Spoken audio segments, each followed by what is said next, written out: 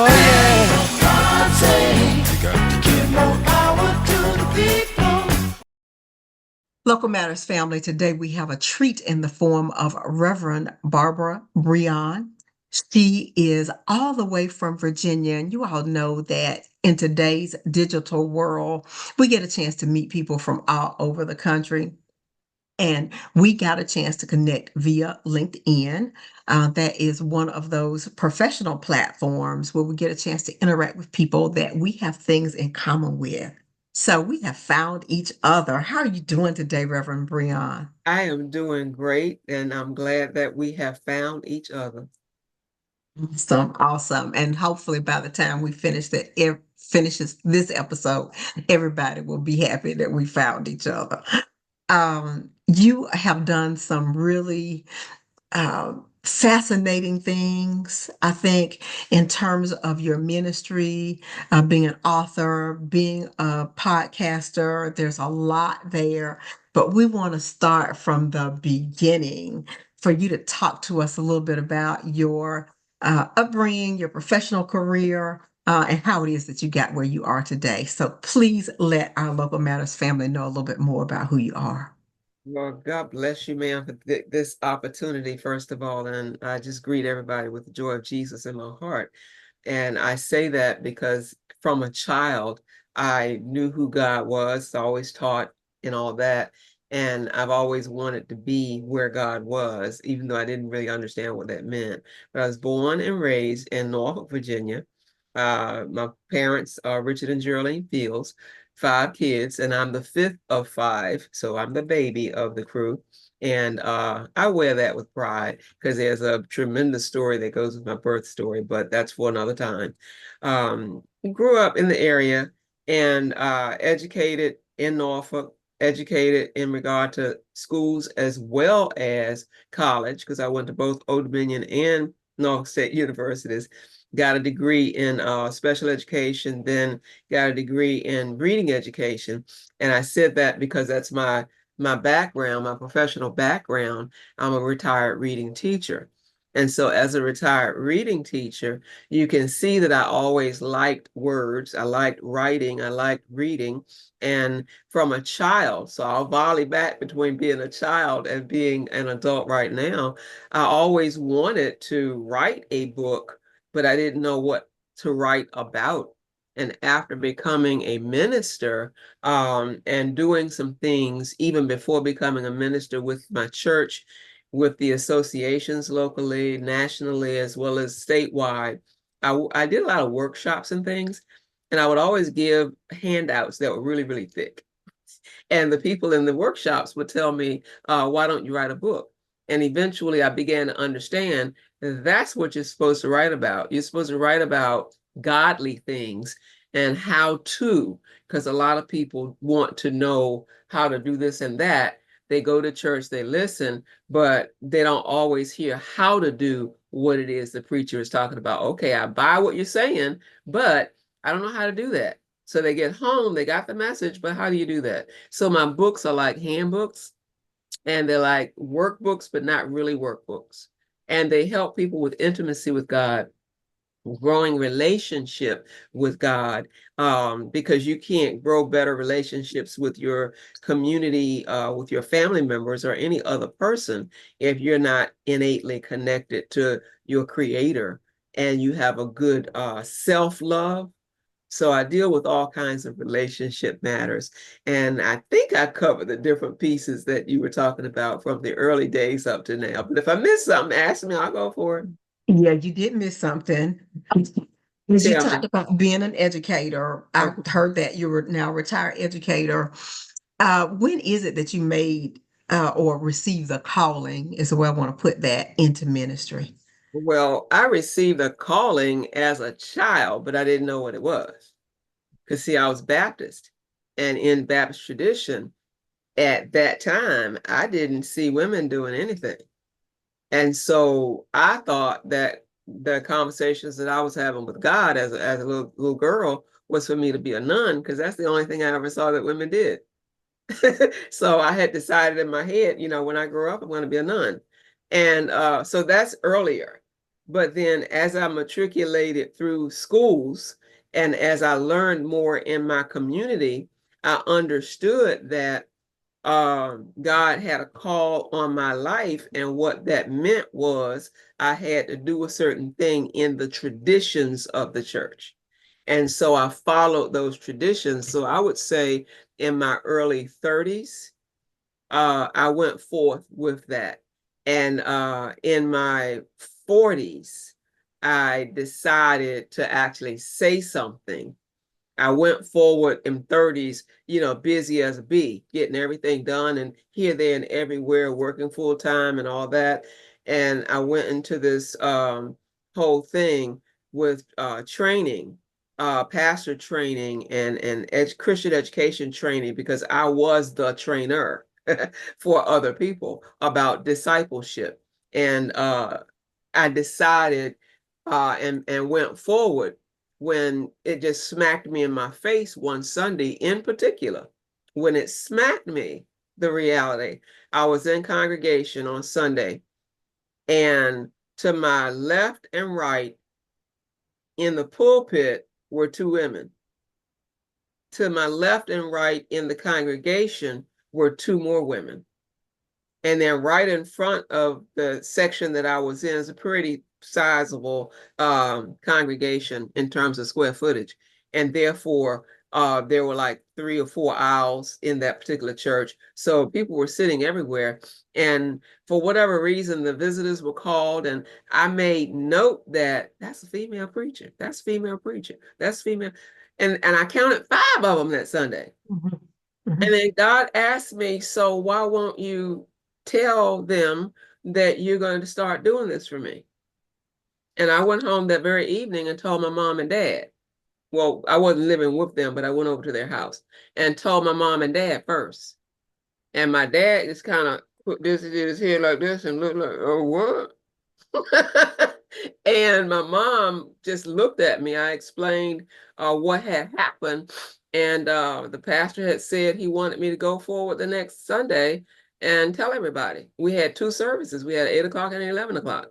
And most of the time, people will go up and make their declaration, proclamation at one of the services. He had me do it twice. I had to do it at the 8 o'clock and at the 11 o'clock. I don't to this day know why I had to do it twice. There are some people that didn't ever do it at all. They just started seminary. I don't understand why I was different. I understand that's the answer to your question. Okay. All right. Awesome. So at the time this happened, were you in a more rural church or in No, a that was more urban urban. church? That was Okay. in Norfolk. That was very That urban. was in Norfolk. Okay. Okay. Um, I find the whole topic of female preachers to be just fascinating. I found a whole bunch of things fascinating because I'm just that type of person. I dig into stuff. I said, well, how did we get here? Get from A to B to C to D. And one of the things that I did when I moved back to Augusta, Georgia, my home base, I grew up here, went off to college, sort of did not come back until 2014. So when I came back, I needed to find a different congregation because unfortunately some changes had taken place at the prior congregation, the one where I was born, raised, baptized. And I needed to look for something else, another place to worship. And I found a church based upon their heavy emphasis on Christian education. I think that was really what the draw was for me at that congregation. A lot of other things too, but that was primarily it. And it just so happens that that church was founded by a woman pastor in 1940. If you can Wow. imagine that, No, a Black woman sitting out, they started a prayer group or something like that that met at somebody's house, so just a few people in somebody's living room in 1939, 1940, turned into the Good Shepherd Baptist Church of Augusta. which is now on their second pastor. I think she gave up the reins sometime in the 80s. Second pastor was brought in at that time. He's now been pastor for approximately 38 years. I believe we just celebrated his anniversary. And it's now a congregation of over 2,000 folks. And it started as a prayer group in somebody's living room with a woman by the name of Essie McIntyre. And when I tell people this story, they look at me like, what? A Black woman founded a church in 1940? I said, yeah, it really happened. It really did. And some of her relatives, she has a cousin that was my Sunday school teacher and also taught my daughter in middle school, who's still there. Her grandchildren, a few of them still around. So there is, I know it's possible, but people just look at me like I'm nuts when I tell them that. Um, how was it for you, as you said, you saw other women around you to set an example before you acknowledged the call?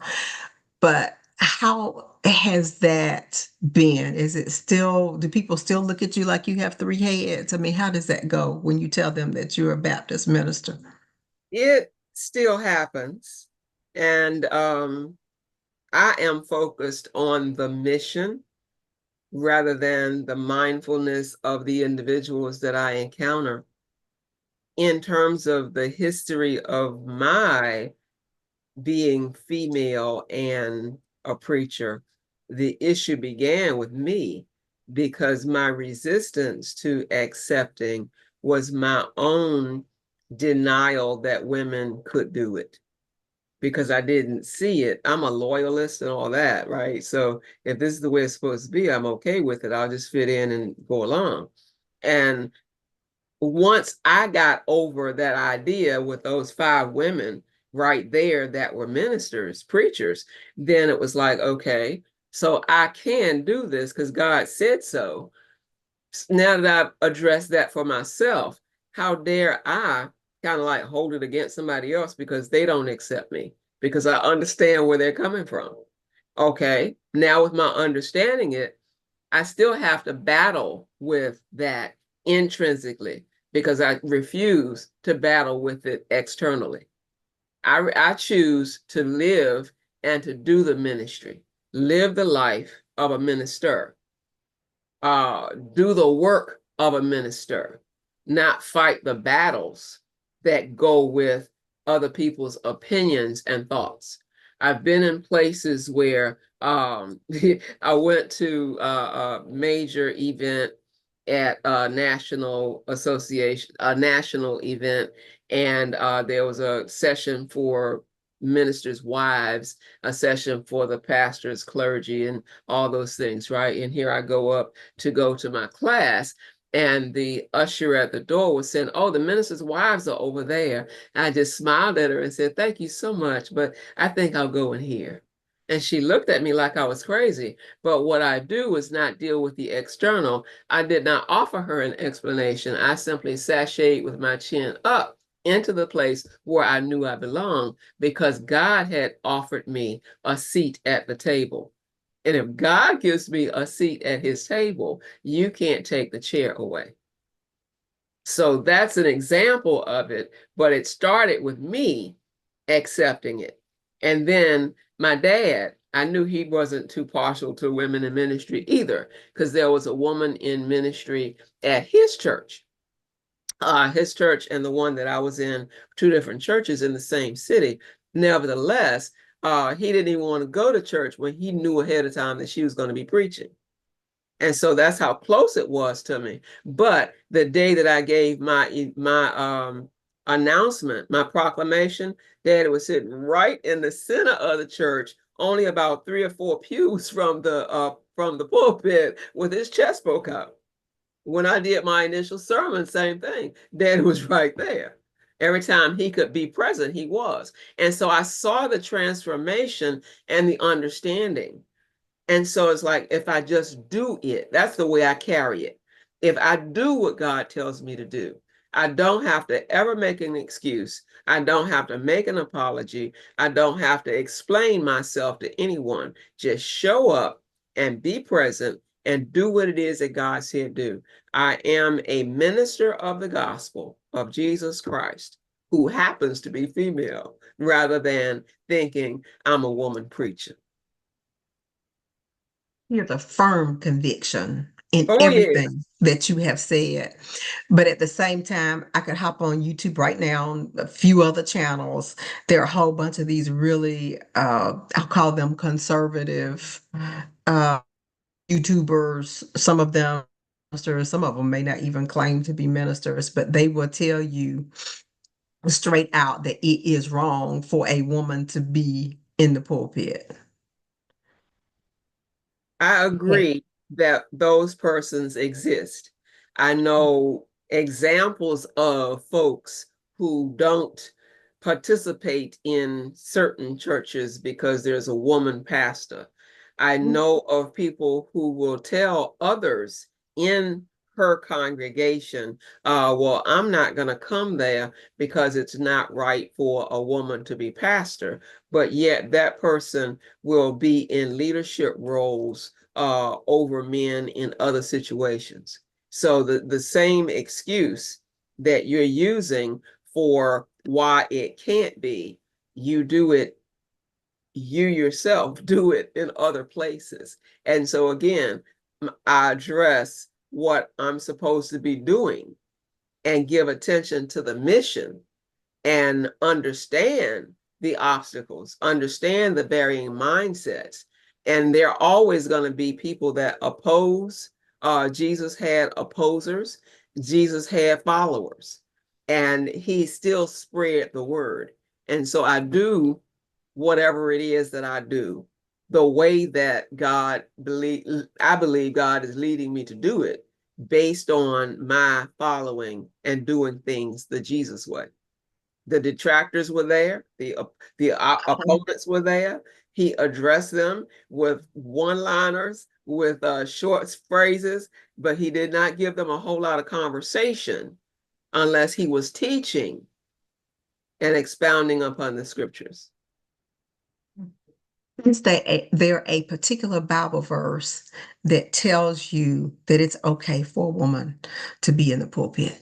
Well, I look at Joel and I look at Acts because they say the same thing. Your sons and your daughters shall prophesy. For me, it's as simple as that. I don't need to dig real deep because if Joel said it in the Old Testament and then they turned right around in the New Testament and said, here's what I said. It was prophesied in times of old, and I'm telling you now that Jesus has died and resurrected. Your sons and your daughters shall prophesy. Your old men will dream dreams, et cetera, et cetera. But that's enough for me right there. You for that, I'm always interested in the juxtaposition, the thing that struck me, and this was probably now, oh gosh, 20 years ago or more. My church in Albany, Georgia, I lived in Albany for 12 years, was a member of the Mount Pilgrim Baptist Church in Albany, Georgia. And we had an interim pastor because our pastor left. The interim pastor at that time was in his mid to late 70s. And one day he was very frank and transparent with us. He was up in the pulpit and he said, for a long time, I couldn't reconcile this issue of female pastors. And then I read the story of the resurrection, and I realized that women were the first ones to tell of the resurrection, which is essentially the gospel. So women were the first ones to bring the gospel. And he said it was at that point when it became okay with him. He could reconcile that and he felt good about it and he felt confident about it based upon how that transpired on that resurrection Sunday. So I just wonder where the point was for you because this is so controversial. And again, having been raised in a city where a woman had been pastor of a church since the early 40s, I never really gave it a whole lot of thought. I knew it was different, but I didn't think of it as being wrong. But now even in this present age, here we are 2024, and folks are still spouting it with confidence that, Yeah. that women are supposed to do that. Let me They research and spout think. it, they spout it with rage sometimes. Mhm. And that's just crazy. But enough said for me on that. There's so many I don't of need to them. go down that road right now.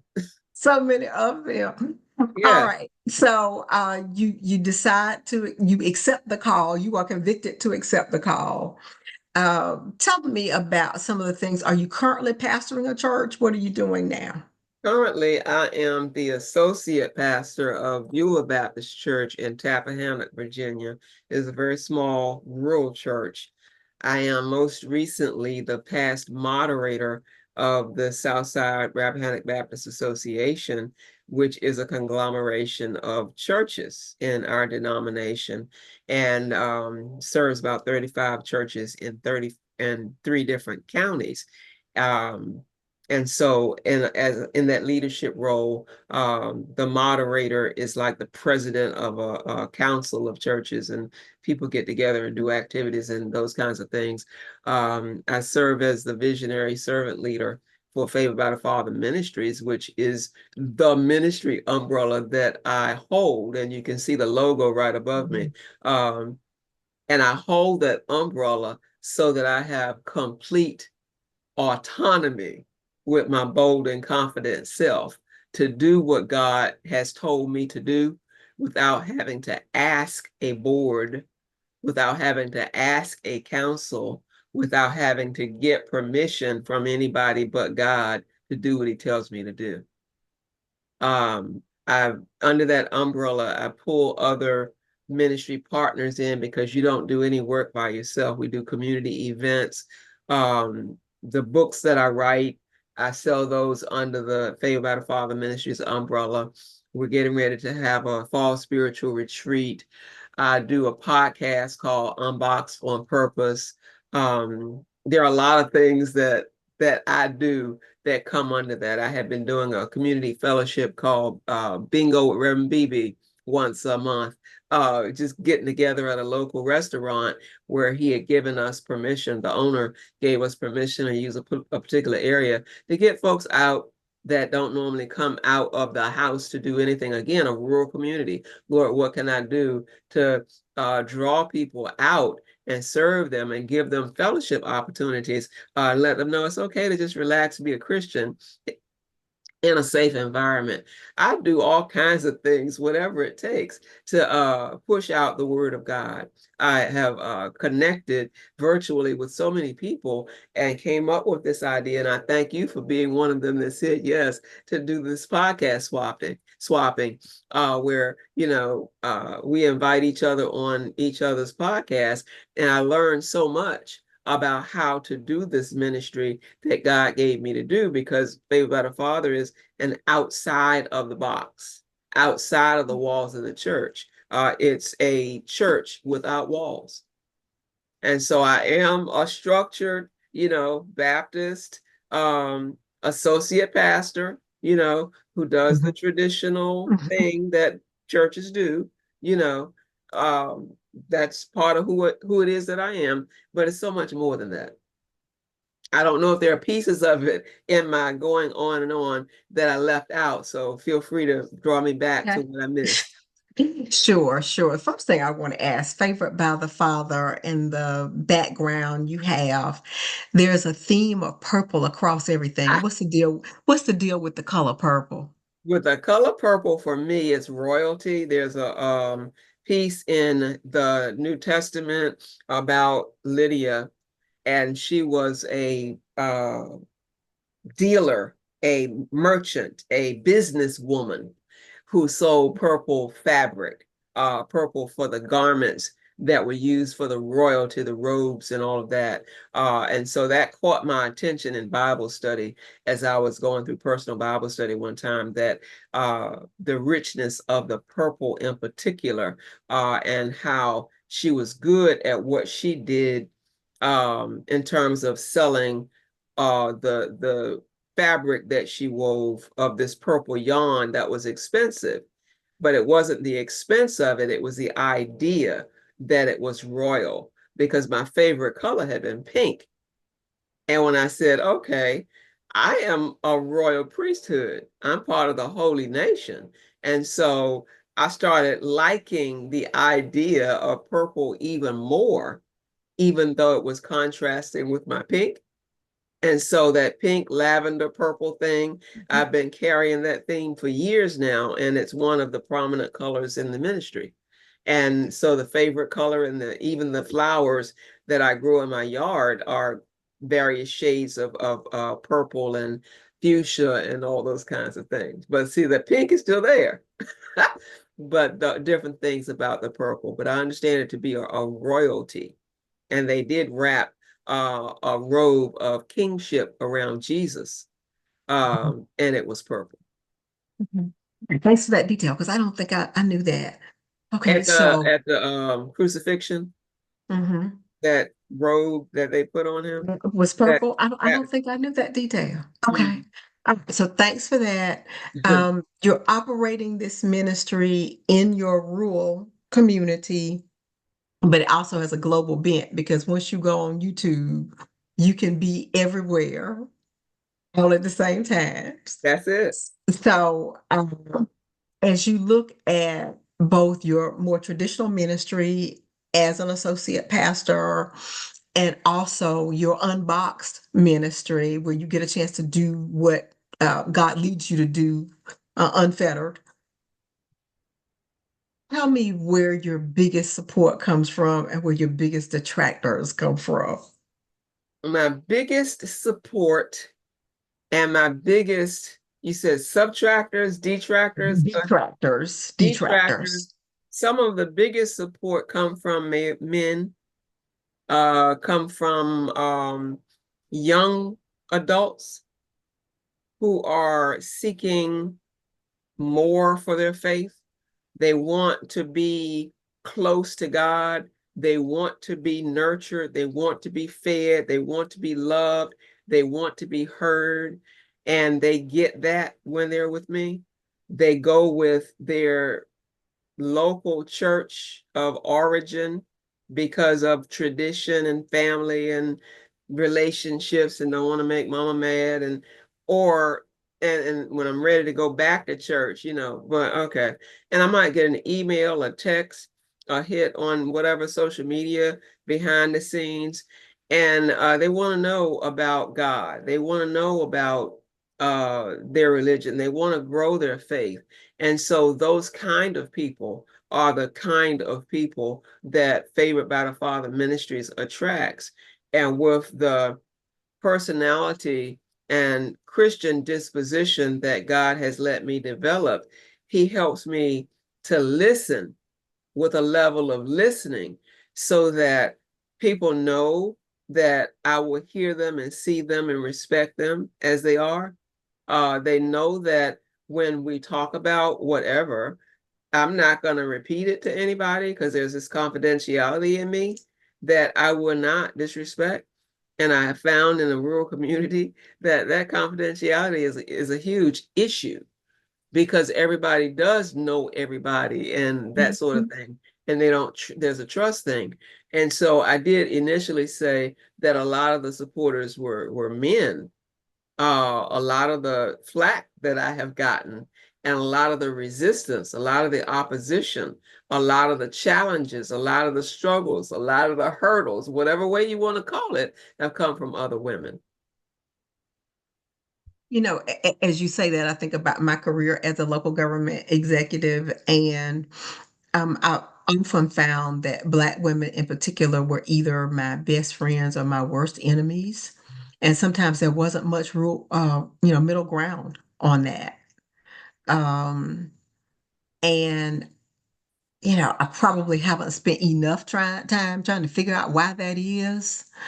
I think maybe some of them, the supporters, were um, just operating out of a sense of pride, Mm-hmm. that African somebody that looks like them is able to do certain things that maybe they did not imagine earlier. And I think on the other hand, The negative ones, I hate to attribute everything to jealousy, I didn't want but to say it. hmm, I didn't want to say it, but it's yeah, real. It's a I reality. hate to attribute everything to that because I'm not sure everybody is jealous. I do think sometimes they're operating out of a sense of self-hatred, maybe. Self-hatred, yeah.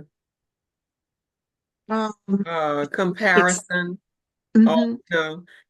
competition. There are a lot of words that can be put on it. And in all fairness, there are ministry partners that I have that are crucial and vital who are also female. But those that are closest to me and work the most passionately with Faith by the Father Ministries are those of a younger generation. They're not my peers as such in terms of the demographic of age group. Uh, and so there are a lot of things that we can pick apart and understand that there's a segment that's this way, that way, or the other way. But in terms of there being a very real opposition and challenge and throwing obstacles, and I could cite some situations, which I will not do right now, where they were very, very hurtful, say some things that are very, very hurtful and hateful in the midst of a circumstance, and intentionally do it when nobody was looking or listening.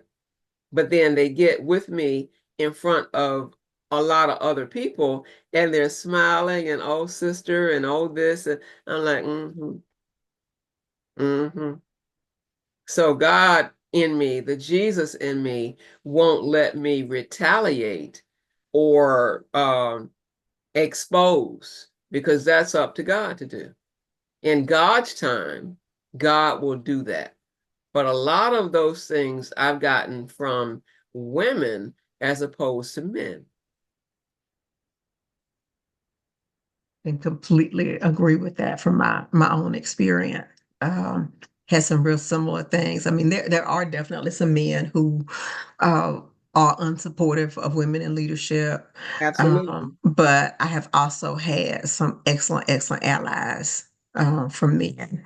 But yeah, there are some women that just aren't there yet. And we have to pray for them, Lord, forgive them for they know not what they do, sort of thing, and keep moving.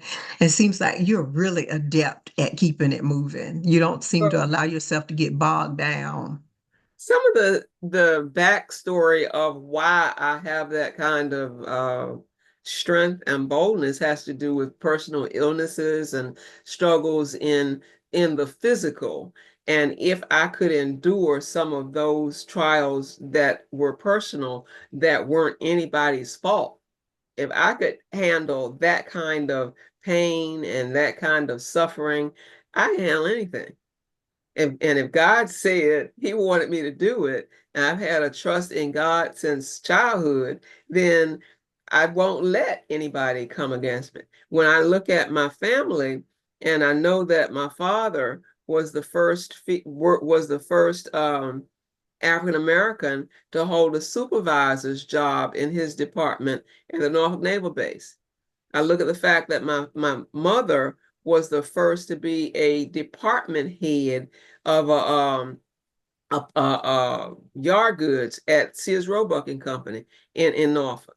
I look at my sister, who is the first female and first African American to man a sea, to be captain of a seagoing vessel for the NOAA, NOAA. Oh, I wow. look at the first in my family. I'm the first to get a doctorate degree in my family that I know of. When I got it, I don't know of anybody else that had one. When I look at the shoulders in my immediate family upon whom I stand, that walk with me and love on me in our own crazy way as a family, there is absolutely no way that I'm going to tell these people that I know and love by my actions that I'm not going to be the fields that I am. Because my dad had this pride about being who he was. And we were taught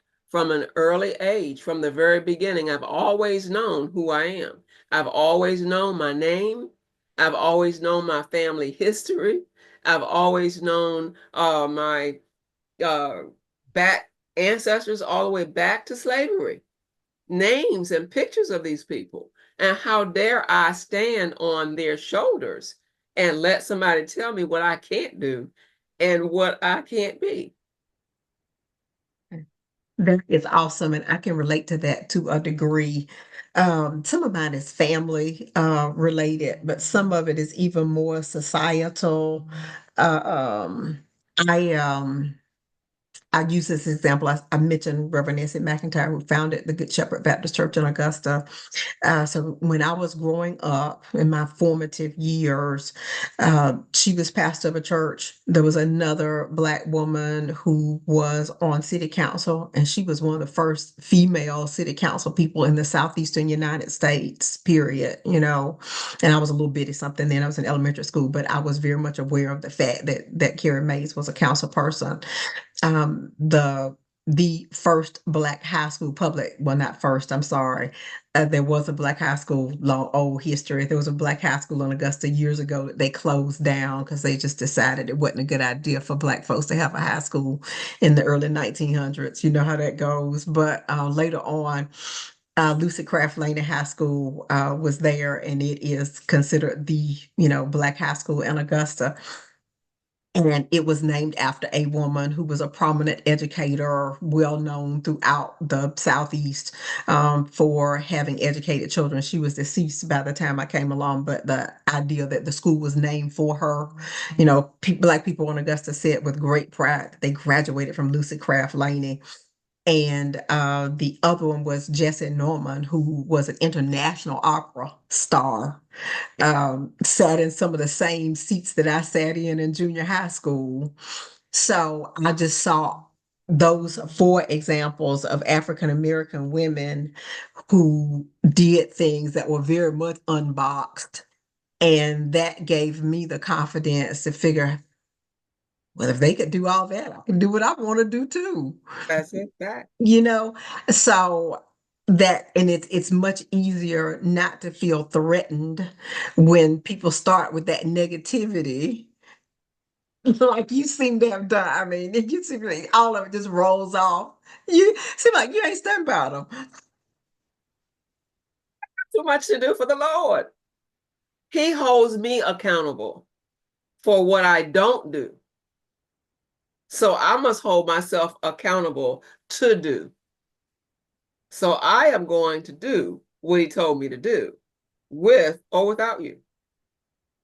I had a call just today. Somebody was going to be doing whatever for the ministry, for this, that, or the other. And, God had already spoken to me and said that this person really wasn't going to come through. And I was like, okay, when that happens, this is what you say. He had already told me exactly what was going to happen. So when it happened today, I was able to just lovingly embrace the current situation and just love, right? And as soon as the phone was hung up, I immediately texted somebody else and said, you're going to have to take care of such and such. And he texted back and said, okay, love your comment. And that was the end of that. So I know he's got it. And so, no, I'm not going to fret over what is not. No, I'm not going to be tied up in knots because there's too much work to do.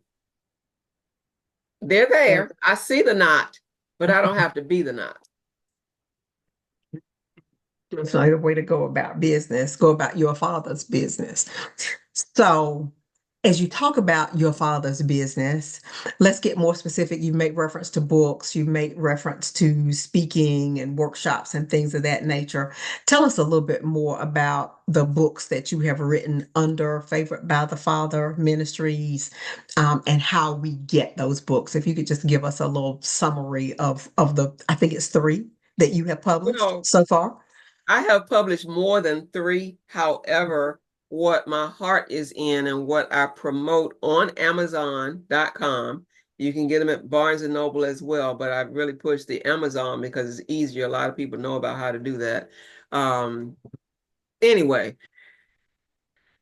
I'm just so excited to be able to share. This is the first book. It's called Reach Me with Smiles, Handbook for Developing Disciple Makers.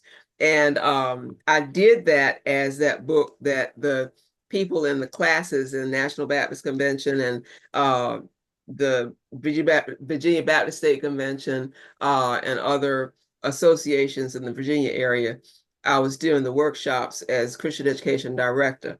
And so a lot of things about how to become a better disciple, how to become a person who makes disciples of others, and all of that is in that book. So Reach Me with Smiles is an acronym: stimulate me, motivate me, involve me, encourage me, and strengthen me. If you do these things, you will lead me to Christ, and I'm more likely to be a part of the kingdom and stay there. And as this book concludes, the next book begins, because it talks about going beyond discipleship to relationship, developing intimacy with the Lord.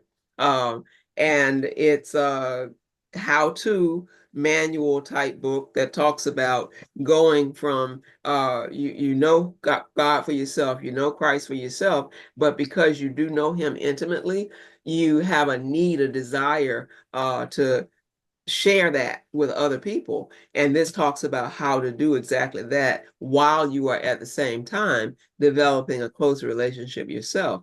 And it talks about how you don't do that by yourself. You do it in small groups. Small groups are effective, so I call those triads. And one of my favorite business associates with Favor by the Father Ministries, and she would know exactly who I'm talking about, is one where our lives parallel each other in so many ways. And finally, in the trilogy is Blooming for Christ, growing godly intimacy.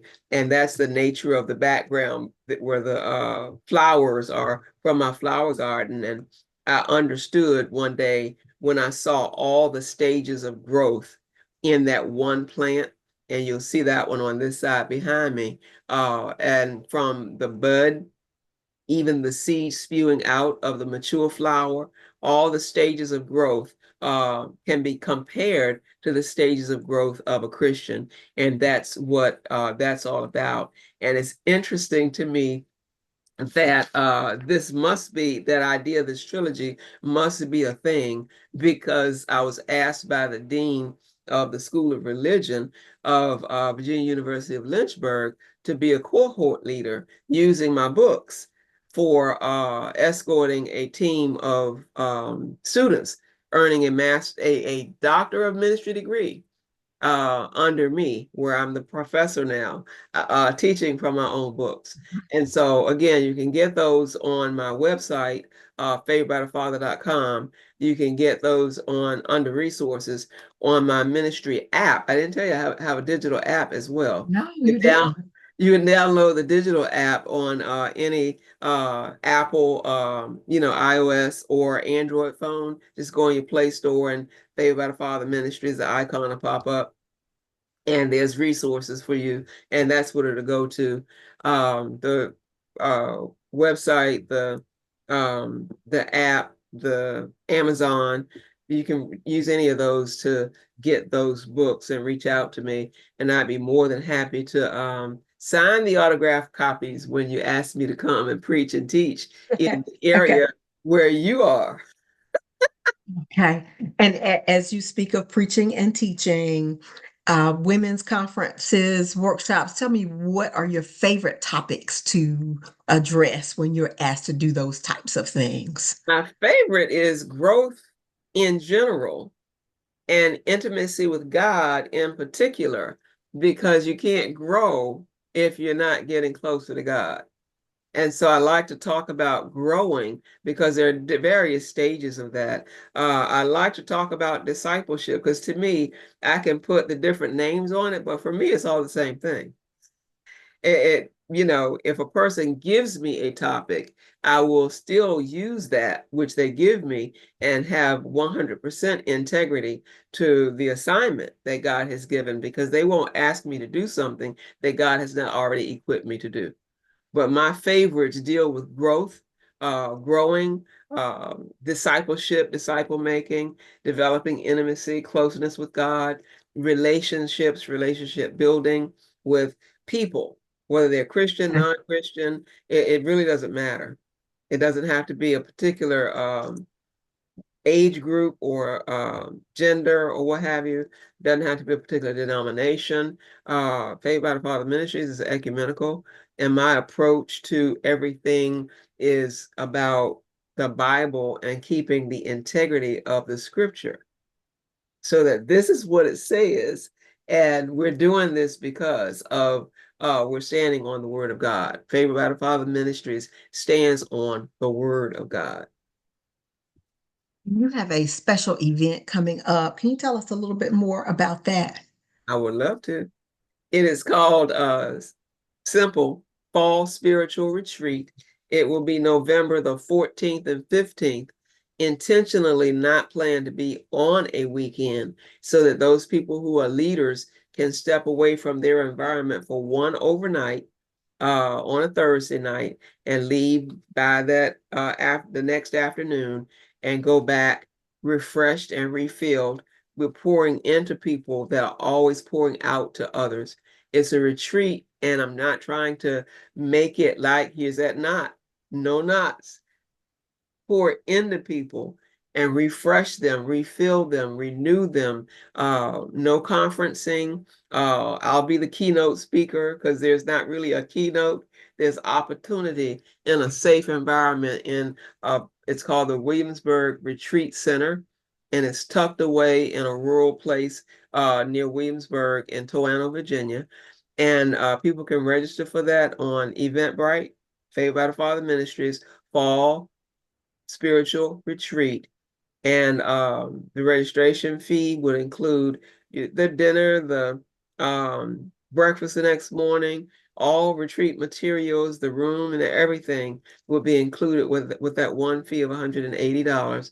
And again, that is in November 14th and 15th, and registration closes November the 1st. Thank you for that. We have covered a whole lot of ground, Yeah. and I appreciate you so much for being able to share with me because it's benefited me as well as sharing with our listening audience. Before we close out this episode of Local Matters, is there anything else you want to share with me? Oh man, we've been all over the board, and I just want to be available. I do mentoring with people. So when you reach out to me, you can email me at barbara@favoredbythefather.com, and I will be more than happy to share with you, to talk with you, to counsel with you, escort you. I love to use the word escort because the Lord Jesus escorts us with his sweet Holy Spirit through every single second of every single day. And I would love to be a conduit for him to escort you through your stuff to your next. Thanks so much. This is Reverend Dr. Barbara Brehon.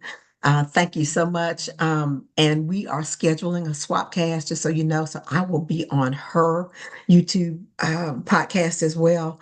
We'll let you know when that's coming up. Thanks so much for being with us, and God bless you. Thank you so much for the time.